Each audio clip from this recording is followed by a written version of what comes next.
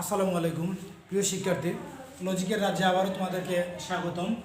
আমি ইকবাল হোসেন, প্রভাষক যুক্তিবিদ্যা, Jaflong Hanifa Khatun Memorial college. প্রিয় শিক্ষার্থী বন্ধুরা, আমরা গত যে ক্লাসগুলো করেছিলাম ওই ক্লাসগুলোতে আমরা যৌক্তিক সংজ্ঞা কী এবং যৌক্তিক সংজ্ঞার সীমাবদ্ধতা এই সম্পর্কে একটা বিস্তর ধারণা লাভ করেছিলাম। তো আজকে আমাদের একটি নতুন টপিক নিয়ে আলোচনা, তা হচ্ছে যৌক্তিক বিভাগ। আমরা এতদিন যৌক্তিক সংজ্ঞা নিয়ে আলোচনা করেছিলাম, আর আজকের আমাদের আলোচনার বিষয় হচ্ছে যৌক্তিক বিভাগ। তো আজকের ক্লাসে আমরা জানবো যে যৌক্তিক বিভাগ কাকে বলে। তো প্রিয় শিক্ষার্থী বন্ধুরা, আমরা আমাদের আলোচনার দিকে চলে যাচ্ছি যে যৌক্তিক বিভাগের সংজ্ঞা। যৌক্তিক বিভাগে কি? তাহলে যৌক্তিক সংজ্ঞা পদের জ্ঞাতার্থ নিয়ে আলোচনা করে এবং অন্যদিকে যৌক্তিক বিভাগ ব্যক্তর্থ নিয়ে আলোচনা করে। প্রিয় শিক্ষার্থী বন্ধুরা, যৌক্তিক সংজ্ঞায় আমরা পদের জ্ঞাতার্থ নিয়ে আলোচনা করেছি এবং যৌক্তিক বিভাগে আমরা পদের ব্যক্তর্থ নিয়ে আলোচনা করব। তাহলে এখন স্বভাবতই প্রশ্ন আসবে আমাদের মনে যে জ্ঞাতার্থ কি এবং ব্যক্তর্থ জিনিসটা কি। জ্ঞাতার্থ সম্পর্কে আমরা গত ক্লাসে একটা ধারণা লাভ করেছিলাম। জ্ঞাতার্থ হচ্ছে পদের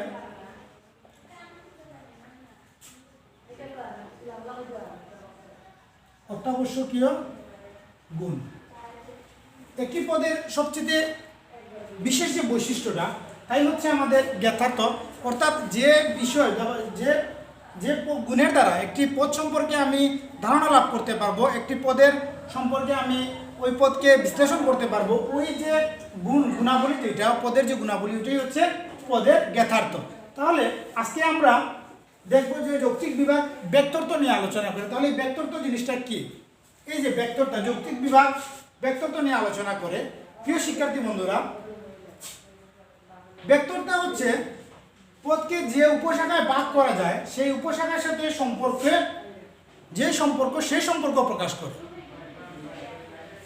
ব্যক্তর্থ পদের যে উপশাখায় ভাগ করা যায়, একটি পদকে যে উপশাখা দ্বারা ভাগ করা যায় সেই উপশাখার সাথে তার সম্পর্ক প্রকাশ করে।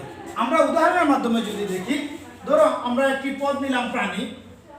তাহলে প্রাণীকে যদি আমরা বুদ্ধিমত্তা সম্পর্কে ভাগ করতে যাই, তাহলে আমরা দুটি উপশ্রেণীতে ভাগ করতে পারবো, যত মানুষ এবং পশু। আমরা প্রাণী কাকে বলবো? যার প্রাণ আছে সেই হচ্ছে প্রাণী। তাহলে প্রাণ যাদের আছে তারা যদি প্রাণী হয়, তাহলে আমরা টোটাল প্রাণীকুলকে আমরা দুই ভাগে ভাগ করতে পারবো বুদ্ধিমত্তার ভিত্তিতে। কারণ আমরা জানি প্রাণী জগতে শুধুমাত্র মানুষই একমাত্র বুদ্ধিবৃত্তি সম্পন্ন জীব। তাহলে মানুষ আর বাদবাকি যা প্রাণী আছে সব হচ্ছে পশু। তাহলে প্রিয় শিক্ষার্থী বন্ধুরা, আমরা বুদ্ধিমত্তার দিক থেকে প্রাণীকে দুই ভাগে ভাগ করতে পারি, যথা মানুষ এবং পশু। তাহলে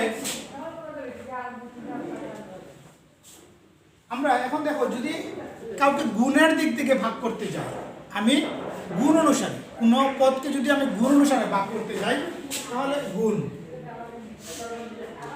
বা বর্ণ। তাহলে বর্ণ দেখো তোমরা, বর্ণর দিক দিয়ে যদি সাদা, কালো, নীল বা শ্যামবর্ণ বিভিন্ন ধরনের হতে পারে। তাহলে আমি ধরলাম বর্ণের দিক দিয়ে কালো। তাহলে আমি একটি উপশাখাকে দুটি মাত্র উপশাখা ভাগ করবো একটি পদকে। তাহলে কালো, আর যদি বাকি সব কিছু বোঝাতে চাই তাহলে হচ্ছে অকালো।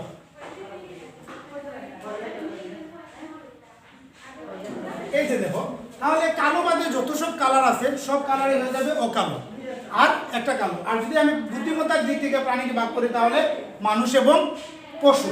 আবার যদি মানুষকে আমি উপশাখায় ভাগ করতে যাই, তাহলে যদি শিক্ষাবৃত্তির দিক দিয়ে ভাগ করি, তাহলে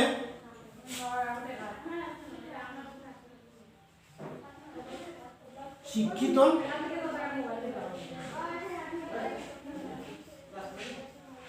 অশিক্ষিত, এই দুটি উপশ্রেণীতে আমি ভাগ করতে পারবো। তাহলে আমি একটি পদের সাথে তার যে উপশাখায় ভাগ করা যায় এবং ওই উপশাখার সাথে যার যে সম্পর্ক আছে তা প্রকাশ করে, তাই হচ্ছে পদের ব্যক্তর্থ। তো প্রিয় শিক্ষার্থী বন্ধুরা, আমরা আগামী ক্লাসগুলোতে যৌক্তিক বিভাগের আরও অন্যান্য টপিক নিয়ে আলোচনা করব। ততক্ষণ পর্যন্ত তোমরা সবাই ভালো থাকো এবং ক্লাসে মনোযোগী হও। ধন্যবাদ সকলকে।